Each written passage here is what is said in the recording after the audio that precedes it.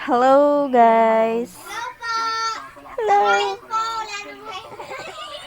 Andito na kami, tapos na kaming kumain. Tapos na kaming tapos na sila maghugas. So, andito na kami sa lapag. Dito kami natutulog sa may lapag ng tiles. Wala kaming kama. Wala kami kahit papag. So, dito lang kami. Bali, etong sapin namin is may doble naman ito sa ilalim. Kaya, mainit siya. So, okay lang. So, ayun guys. Ayun nga.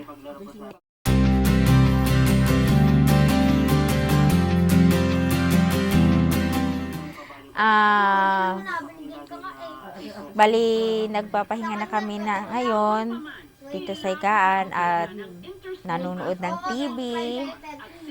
So, ayan mga guys. So, ayan ang aking mga pamilya, ang aking family.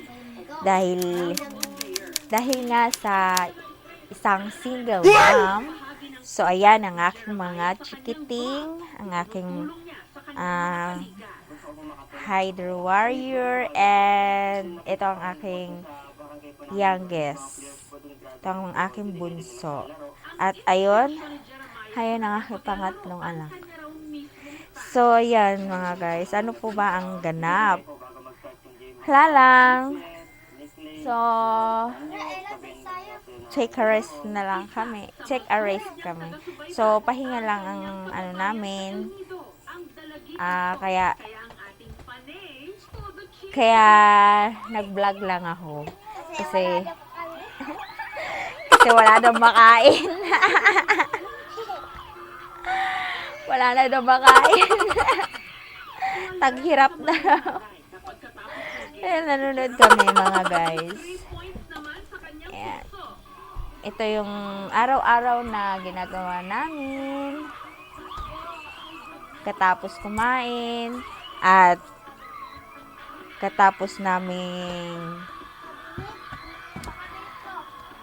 pagkatapos kumain sa hapunan, ayan, tapos hihiga kami and manood. So, ayan. So, ito yung aking Hydro Warrior. So, bali ito, last day, nakarang araw, nilagnat siya. Kaya, nag-aano siya ng gamot. Binilang ko siya ng gamot niya nung time na nagpa-check up ako sa kanya. At ayun nga mga guys. Ngayon, okay na. Naging okay na rin ang thanks God kasi okay na rin ang kanyang pakiramdam. Mga ilang araw kasi na nilagnat siya and ayun. Ate, baba! Ay sus, paano ako makapag-vlog sa'yo? So, yan mga guys. Ano kayang pwedeng gawin? Ayun.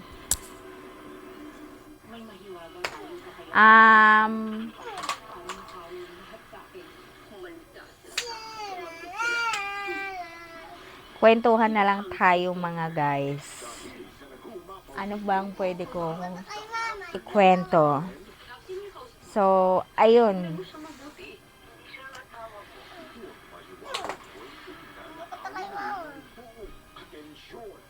Kwento ko na lang sa inyo kung bakit ako naging isang single mother at maraming nagtatanong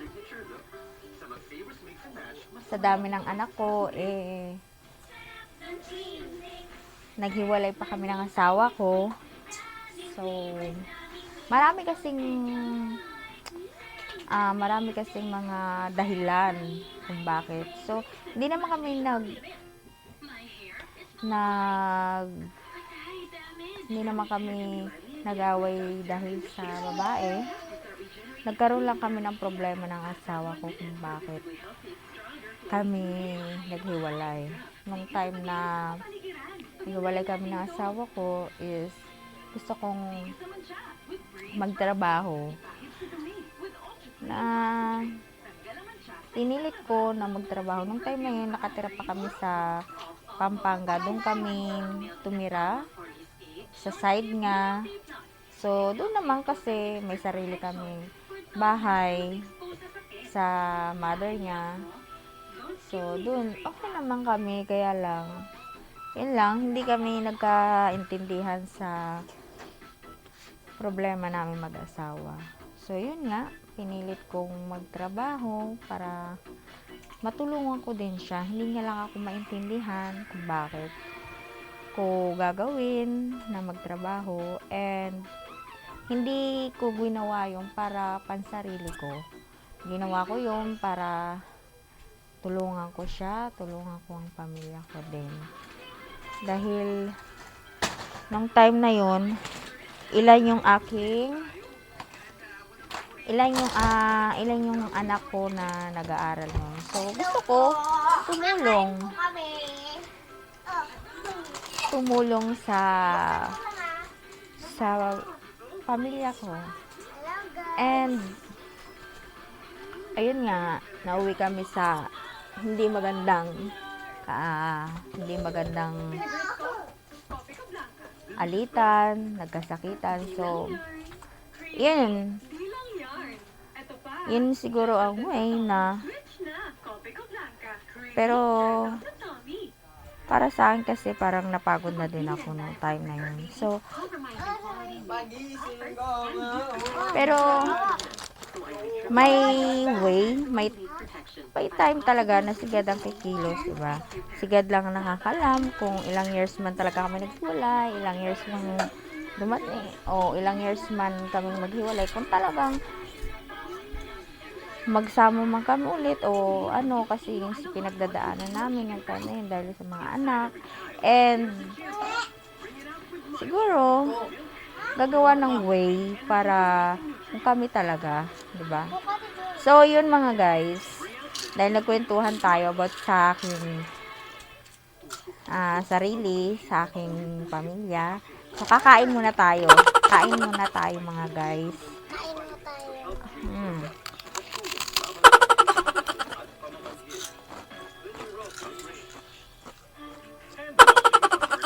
Diba? Ang ganamin namin sa loob ng bahay. Bali, ang aking mga sakop sa loob ng bahay. And ako lang ang mag-isang nag-iisip kung paano ko i-survive ang mga anak ko. Kasi 4 yung nasa akin, at yung isa nandito is pamangkin ko naman. So, ayun nga guys. Mahirap din maging isang single mother kasi sobra.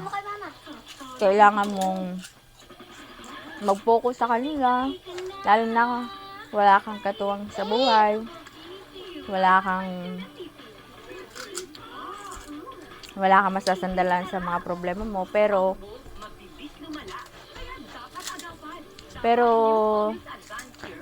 sa buhay ko kasi ang nalalapitan ko lang talaga ang Diyos, dahil walang imposible sa Kanya, lahat ay posibleng bagay. Bali, yung time na worst ang buhay ko, magulo, so yun, pumasok ako tinawag ako ni God, pumasok ako ng isang Christian Pentecost, so para baguhin ang buhay. And ayan yung mga anak ko, yun. So, ang ano ko lang is kailangan ko ng trabaho na naayon, at yung trabaho na permanent. Kasi hindi ako nakapagtrabaho ng permanente ngayon dahil sa meron din akong kailangang ano sa akin sarili. And ayun nga, diba? Halos ang gugulo namin sa loob ng bahay. And kahit maraming dumating ng mga pagsubok o mga ano, is kailangan lang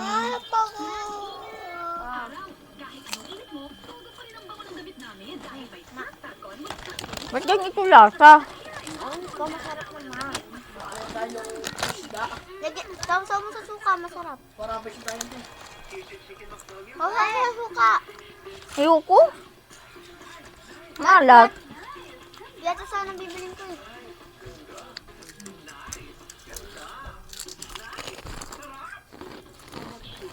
Mayang-maya ko yung piyato. Mayang-maya ko.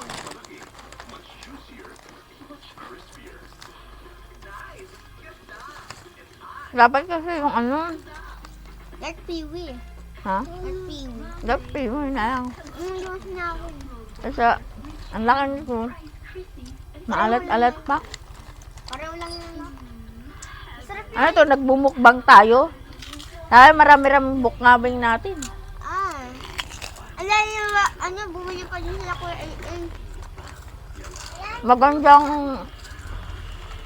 Maganda yung content. Mukbang. Tapos kung ako mag-ano eh, mukbang na ako eh, kapag naglalaro na ako eh. Bili ako mangga, bili ako kamyas, bili ako ng pagkain. Bili akong hayaya, paborito ko.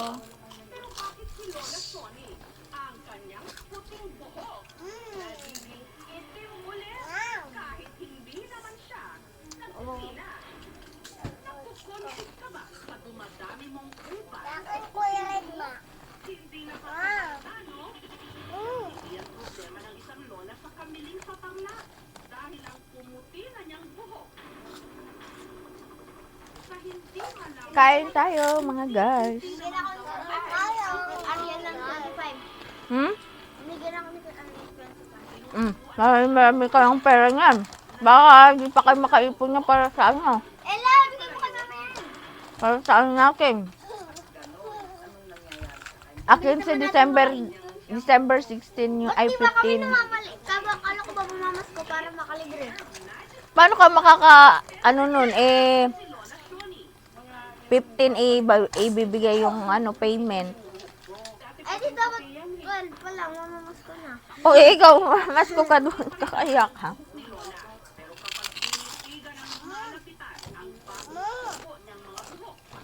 Nilagyak.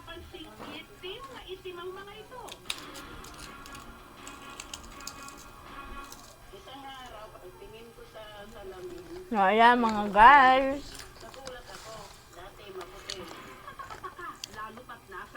Napagtripan namin kumain ng gabi. Pero hindi naman talaga namin gawain na kumain ng ganito. Kasi wala kaming magawa. Kasi nakaanuhan nitong anak ko kumain. Diba? Parang dessert. Ano to? Panghimagas? Panghimagas pa talaga.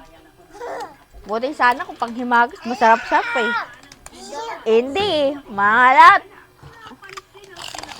Hello guys! Nagluto na lang tayo sa skeleton. Magkaroon ko?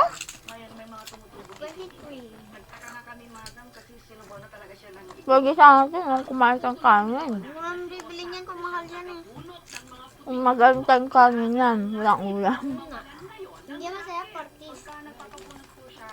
Pero guys, kung minsan walang ulam, ito ang ginagawang ulam namin.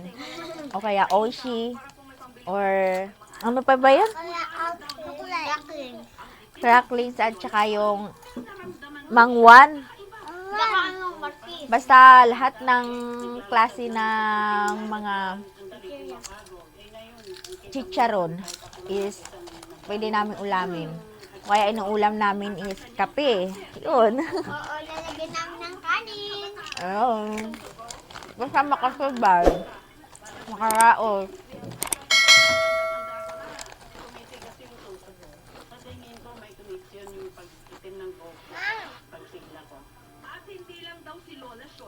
Minom na mo tubig, ah.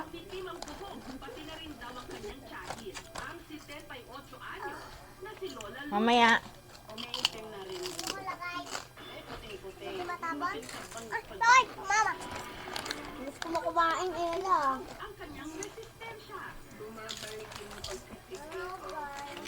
So yan mga guys, dito ko natatapusin ang aking vlog. Salamat mga guys.